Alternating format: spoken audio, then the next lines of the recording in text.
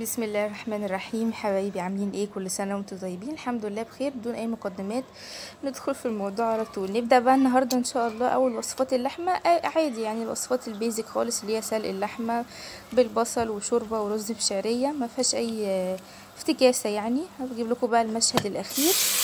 بعد كده نبتدي تدريجيا بقى ايه، سنه سنه. ده هنا الرز كنت بقى بحط الميه. اول حاجه بقى نجيب اللحمه. طبعا انا ايه، مش بشطف اللحمه لان انا بخاف اللحمه تزفر.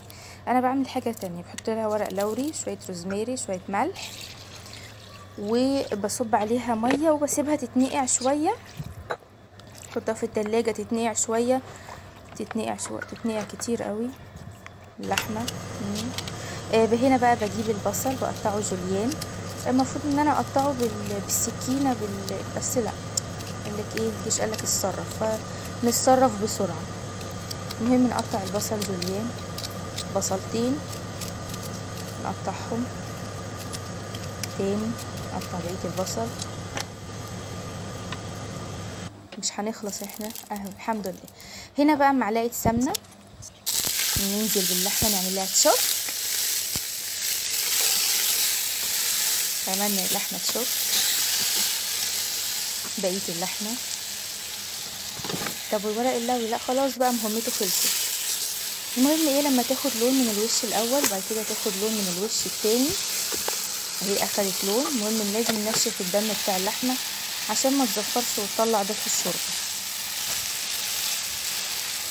بقالها كتير بتاخد وش. المهم اهي الحمد لله وصلنا للبصل. ننزل بقى البصل. انا بوريكم ان انا نزلت البصل. هنا قفلت عليها ورجعت فتحت، كان البصل اتدبل خلاص. هنحط لها طبعا الميه دي كنت انا مسخناها في الحله قبل كده، ونغطي عليها. هنا بقى نعمل الرز.